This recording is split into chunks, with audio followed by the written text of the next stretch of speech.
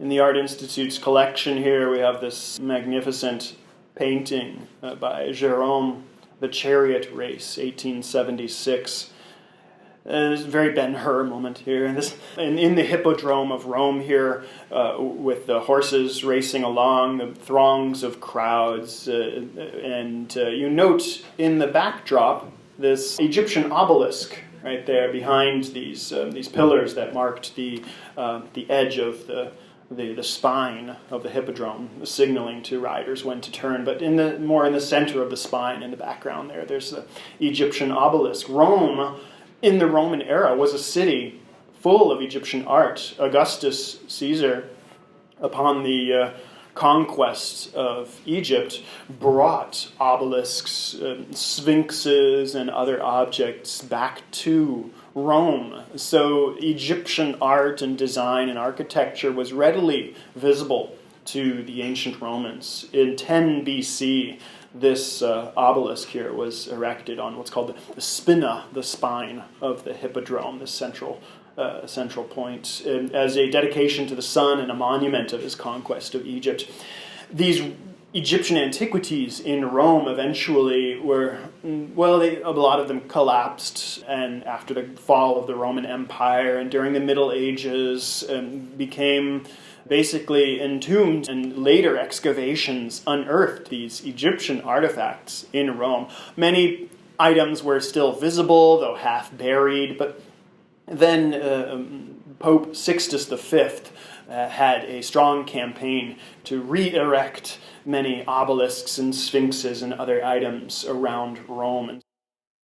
Gerome, it's interesting, he was very explicit in wanting his audience to know that he took great pains to emphasize the historical and archaeological accuracy of his paintings of ancient Rome. He has, in one of his own letters, presumably to a buyer, he writes that this scene is the Circus Maximus, the grandest monument of Rome.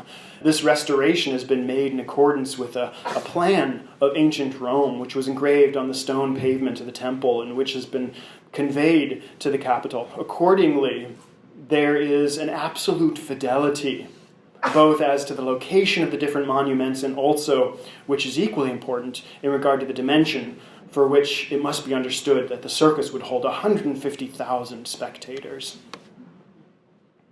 Jumping a little bit back in time from Gerome to Piranesi, but looking back as a nod to also what else was in the Roman Empire. Here, and still visible today, we have this pyramid in Rome, a Roman-built pyramid erected in 12 BC as the tomb of a powerful Roman magistrate, Gaius Cestius.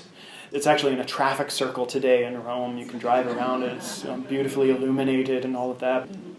For the most part, Egypt was closed off throughout most of modern European history, closed off to Europeans during the Islamic era, under the Islamic Empire. Later on, though, in 1517 with the Ottoman Turkish conquest of Egypt, things became a little bit more liberal, and there was some limited trade. Europeans were permitted to travel around in Egypt, and so starting then in the 1500s, we begin to see this renewed interest in this mystical, almost far-off, distant land that was preserved largely only in select fragmentary artifacts of the long-dead civilization and preserved in Greek and Latin transcriptions. So we begin then to see this blossom of the modern era of Egyptomania. Piranesi traveled around Rome, not Egypt, but Rome, and was captivated by Egyptian architecture and design, and produced a good number of prints of Egyptian and Egyptianized sculptures and motifs and designs around Rome. This obelisk among many. The most famous obelisk, perhaps, not the one depicted here, but the one in Vatican City in front of St. Peter's. During the second half of the 18th century, we begin to see this wholehearted and inventive Egyptian revival, prompted in a large part by Piranesi. We see this massive tome that he produced creating this portfolio of Egyptianized architecture and decorative designs, emphasizing the originality of a pioneer of Egyptian tastes. In the letter written by Piranesi in 1768, he writes that Egyptian architecture appears here for the first time. I want to stress that because people always believed that there was nothing more than pyramids, obelisks, and giants, neglecting the parts that would be adequate to adorn and support this architectural style.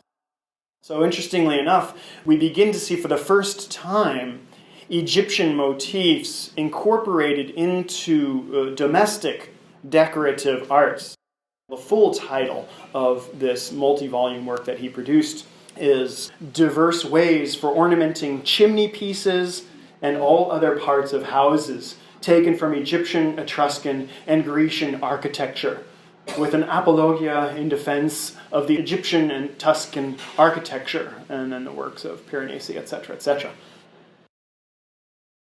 This was a new synthesis of Greco-Roman and Egyptian designs, the first, as I mentioned, to apply Egyptianized designs in interior motifs, prompting this newfound recognition that the simplicity of ancient Egyptian architecture and design, previously commonly regarded in a rather derogatory fashion as a primitive sort of civilization in comparison to the complexity of Greco-Roman design, but now recognizing that and establishing in the popular consciousness this recognition that Egyptian architecture was highly sophisticated and deeply symbolic, even though we're still at the point where we don't quite understand what's going on. I mean, Egyptian hieroglyphs, the entire language of ancient Egypt, has not yet been understood. That comes a little bit later.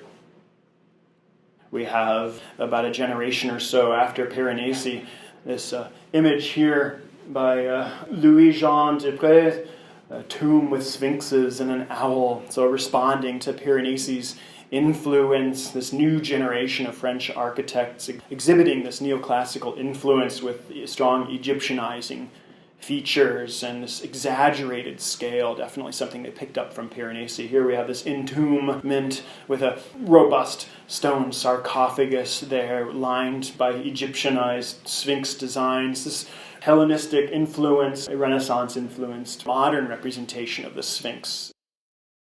Desprez, this artist, went to Rome in 1776.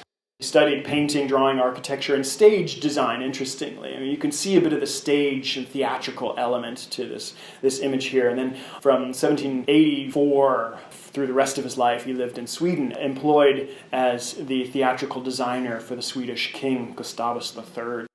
Egyptian architecture lends itself very well to theatricality, as subsequent directors and set designers certainly picked up with Aida and onward to Cecil B. DeMille.